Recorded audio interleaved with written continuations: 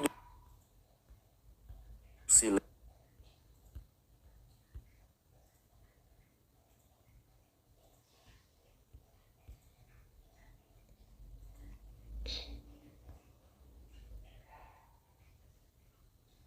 De fé, de Bíblia, de escritura, inclusive de realidade.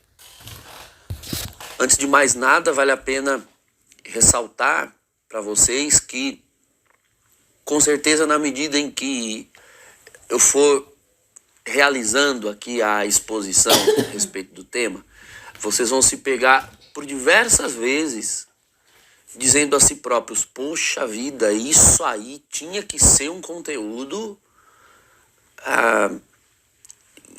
público, assim, espalhado, amplamente difundido para todo mundo saber. Pois é, eu devo dizer para vocês que eu não sou o primeiro sacerdote que vai tratar desse assunto.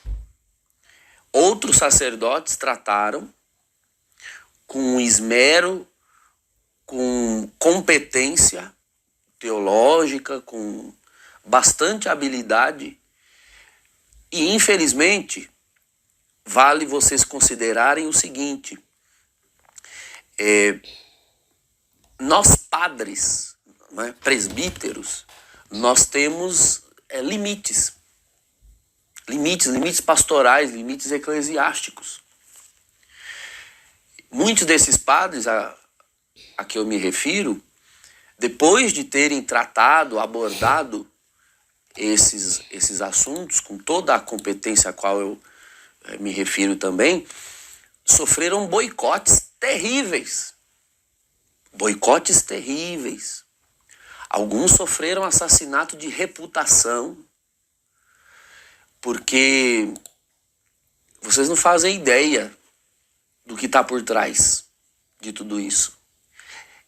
Mas vocês serão capazes de dimensionar que, uma vez que a teologia da libertação, na realidade, é filosofia disfarçada de teologia, vocês verão que tem muito pagão dentro da igreja.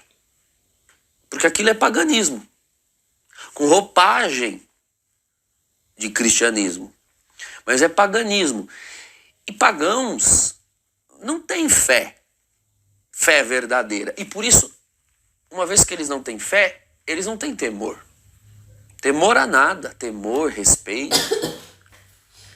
Existem pessoas que estão na igreja, mas que não são igreja.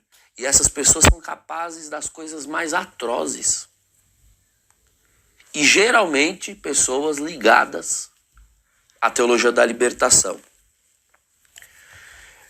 E uma coisa que eu espero que os meus alunos entendam, não só a meu respeito, mas a respeito de todos os grandes sacerdotes que têm prestado maravilhosos serviços de transmissão da verdade de 2000 anos, da teologia de sempre na igreja, não é? Dos valores, dos princípios, sacerdotes que têm buscado pregar, ensinar, conservar a fé e a tradição. Eu gostaria que vocês entendessem que nós não temos, em termos de instituição, todo o poder que às vezes o leigo pensa que a gente tem.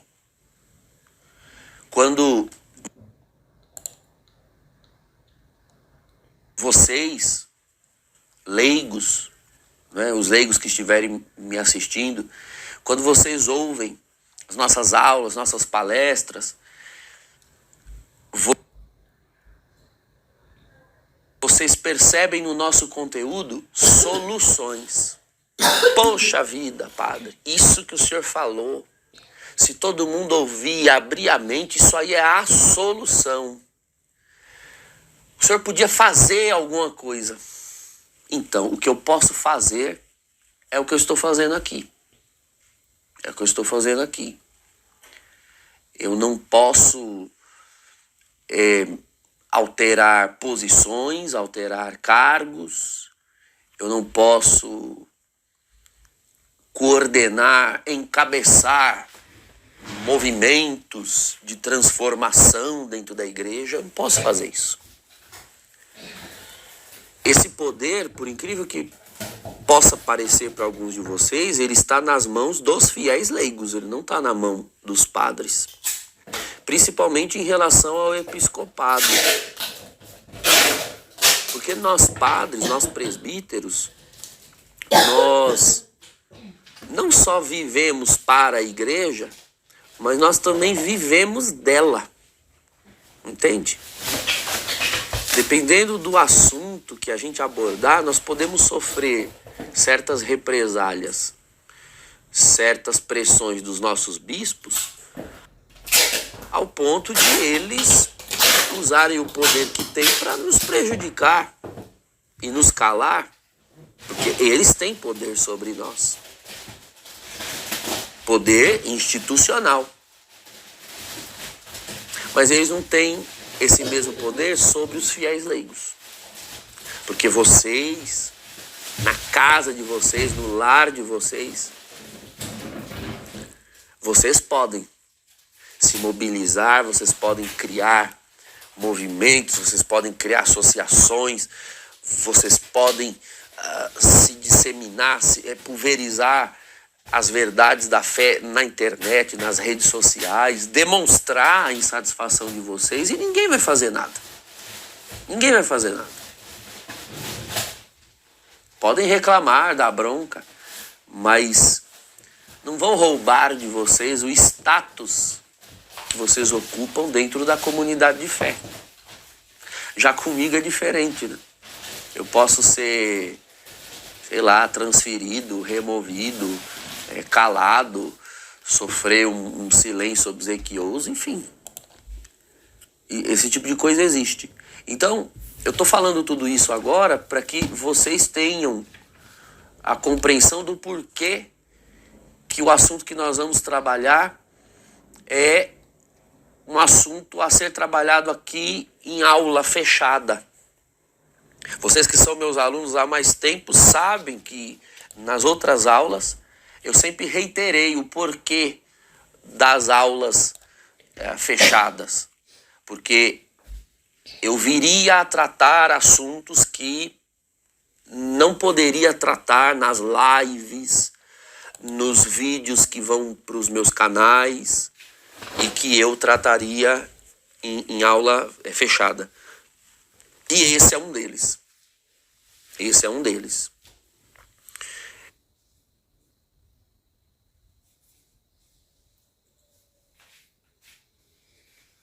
Eu gostaria de ter aqui a liberdade de dar exemplos para vocês. Vou mostrar para vocês como a teologia da libertação está impregnada mesmo, de tal maneira nas nossas paróquias, nas nossas comunidades, nas nossas dioceses. E pode ser que você, na medida em que as aulas vão transcorrendo, se perceba alguém praticante de atividades pastorais, de iniciativas eclesiais que foram ou são ainda protagonizadas pela teologia da libertação e não saiba. Às vezes nem sabe. Mas você está ali talvez ajudando a manter a engrenagem da teologia da libertação girando, funcionando. E você vai ver que existem paróquias inteiras, dioceses inteiras, configuradas a partir dessas ideias, formatada nos esquemas da teologia da libertação, de tal maneira que existem sim lugares em que, se você começar a se comportar como um fiel católico pra valer mesmo, você vai parecer aos olhos dos outros na paróquia alguém que não é católico. Você pode chegar a parecer uma coisa estranha, alguém, né, trazendo ideias esquisitas e tudo mais. Então, nós vamos mergulhar um pouco aqui nesse curso na história aí da igreja do século XX, principalmente. Mergulhar naquele ambiente pós-Vaticano II, que foi o ambiente em que a teologia da libertação conseguiu se construir e prosperar. Veja, o ambiente depois do Vaticano II. Não foi o Vaticano II que criou teologia da libertação. Se você tomar o concílio nas mãos, o concílio está nos 16 documentos redigidos e aprovados. Aquilo é o concílio. Qualquer outra coisa que não seja aquilo é leitura do concílio, interpretação do concílio, ideia a respeito do concílio, mas não é o concílio. Se você tomar o concílio nas mãos e ler, você não vai encontrar ali a teologia da libertação propriamente dita, não. Você pode talvez encontrar termos, expressões que a teologia da libertação sequestrou para poder ler da forma como ela propõe que seja lida. Mas que a igreja de sempre, igreja de 2000 anos, nunca leu daquela forma. Nós vamos ver aqui que a teologia da libertação faz isso. Porque todo o movimento marxista, socialista, de esquerda, trabalha com essa premissa da manipulação dos termos, a manipulação semântica. Usar palavras, dando a essas palavras um outro sentido que não o original dela. De tal maneira que aos poucos você vai esvaziando aquela palavra e as pessoas não percebem que com o tempo, gradativamente, elas estão usando aquela palavra fora da sua origem semântica. E esses movimentos progressistas, liberais, de esquerda e inclusive de teologia da libertação fazem muito bem isso. Muito bem isso. Termos como igualdade, pobre, justiça social, fraternidade, solidariedade e vários outros são usados abundantemente, numa repetição exaustiva, em tudo, em textos, em celebrações, em músicas, em tudo. E aquilo vai modelando um novo conceito a respeito da palavra. E quando a pessoa se dá conta, caso ela se dê, ela já está usando aquela palavra num contexto que não é o próprio, com uma noção que não é a dela, não é da palavra. Então, eles trabalham muito isso. Então, eles vão fazer isso com os textos do Vaticano II. Eles vão fazer isso com os textos bíblicos. Eles vão fazer isso com textos, composições dos santos até. Eu gosto de usar a expressão sequestro teológico. A teologia da libertação, ela sequestrou tudo que foi possível no universo teológico, no universo eclesial, não é? E o sequestro é você tirar uma coisa do seu ambiente próprio.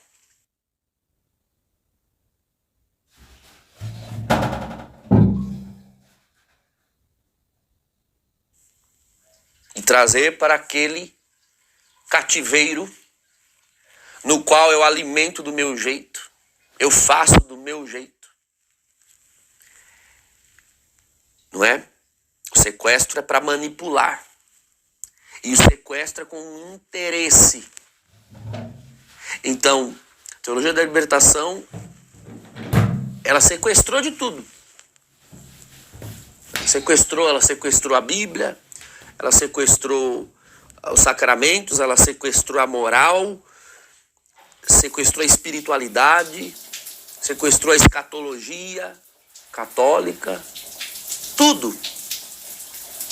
A liturgia, a arte sacra, sequestrou e pôs no seu cativeiro teológico para dar a sua coloração, a sua tonalidade, com um interesse. E muitos que são, de certa maneira, embebidos de teologia da libertação, estão a serviço desse interesse sem saber que estão. Aí é que tá. Muitos nem sabem que estão. Nós vamos ver isso. Tá? Tudo isso que eu estou falando agora, nessa aula, é mera introdução.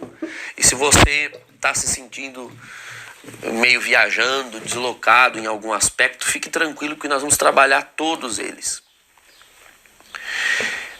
Mas nós vamos ver aqui que a teologia da libertação ela é simultaneamente fácil de ser identificada e difícil.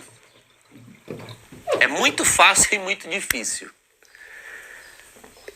É próprio de uma coisa danosa, né? Ela chega a ser contraditória. Coisas danosas às vezes enganam tão bem que, enquanto estão fazendo mal, ainda por cima não são facilmente detectáveis. Imagine um câncer, por exemplo, né? Um médico, quando pede um exame, vê que tem alguma coisa estranha, que ele não sabe muito bem o que é. E o transtorno que é ter que fazer uma biópsia, né? Ter que mandar para laboratório, até identificar se aquilo é realmente maligno ou benigno. Aí às vezes se faz uma cirurgia, né? Você realiza uma intervenção para tirar aquilo. É o cativeiro teológico, para dar a sua coloração, a sua tonalidade, com um interesse. E muitos que são, de certa maneira, embebidos de teologia da libertação, estão a serviço desse interesse sem saber que estão. Aí é que tá. Muitos nem sabem que estão. Nós vamos ver isso. Tá? Tudo isso que eu estou falando agora, nessa aula, é mera introdução. E se você está se sentindo meio viajando, deslocado em algum aspecto, fique tranquilo que nós vamos trabalhar todos eles. Mas nós vamos ver aqui que a teologia da libertação ela é simultaneamente fácil de ser identificada e difícil. É muito fácil e muito difícil. É próprio de uma coisa danosa, né? Ela chega a ser contraditória. Coisas danosas às vezes enganam tão bem que, enquanto estão fazendo mal, ainda por cima não são facilmente detectáveis. Imagine um câncer, por exemplo, né? Um médico, quando pede um exame, vê que tem alguma coisa estranha, que ele não sabe muito bem o que é. E o transtorno que é ter que fazer uma biópsia, né? Ter que mandar para laboratório, até identificar se aquilo é realmente maligno ou benigno. Aí às vezes se faz uma cirurgia, né? Você realiza uma intervenção para tirar aquilo, faz todo o tratamento, e aí lá na frente descobre que ficou uma célula que acabou voltando, se proliferando. Então é muito difícil você remir completamente uma coisa que já se alastrou, e se alastrou pelas forras, né? Por debaixo, e foi penetrando todas as áreas, né? Então eu faço essa comparação. A teologia da libertação e todas as formas de progressismo teológico já se alastraram na nossa igreja como um câncer mesmo. Como um câncer. E longe disso nos desesperar, isso deve nos fazer lembrar de que foi nosso Senhor quem nos precaveu dessas coisas. Ele disse que o joio cresceria junto com o trigo. No Evangelho de Mateus. O joio cresce com o trigo. E quando ele conta a parábola do joio e do trigo, ele se refere àqueles operários zelosos, inclusive, que sob o pretexto do seu zelo gostariam de arrancar o joio. Senhor, queres que vamos arrancar o joio? E o mestre, né, o dono da vinha, disse não. Da vinha não, né, da seara ali. Não, pode ser que arrancando o joio, vocês arranquem o trigo também. Não mexam. Deixa crescer, porque no tempo da colheita vai ficar evidente a diferença entre o joio e o trigo. Porque o joio não doura, né? O joio fica verde, continua sempre verde. Então a espiga do trigo e a espiga do joio são muito parecidas. Só que na medida que o sol vai batendo nos dois, o trigo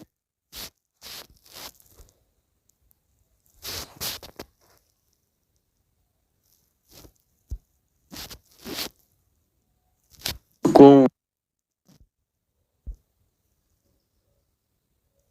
sequestradas pela teologia da libertação.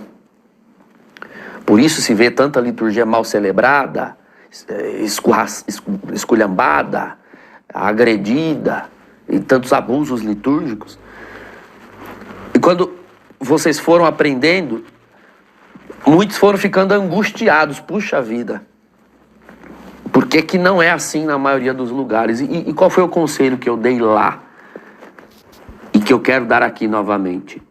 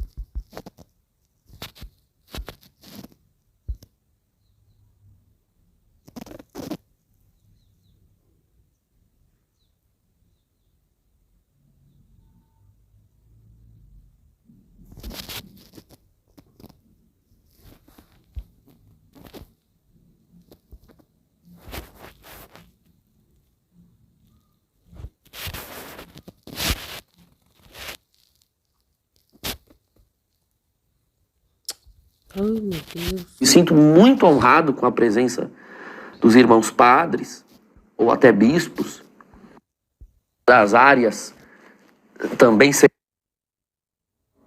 que nós vamos resolver. É na oração.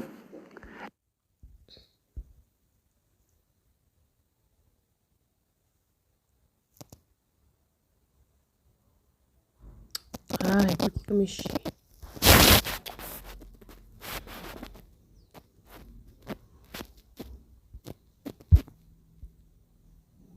Nos dois, o trigo de verdade vai ficando dourado, né? Vai amarelando.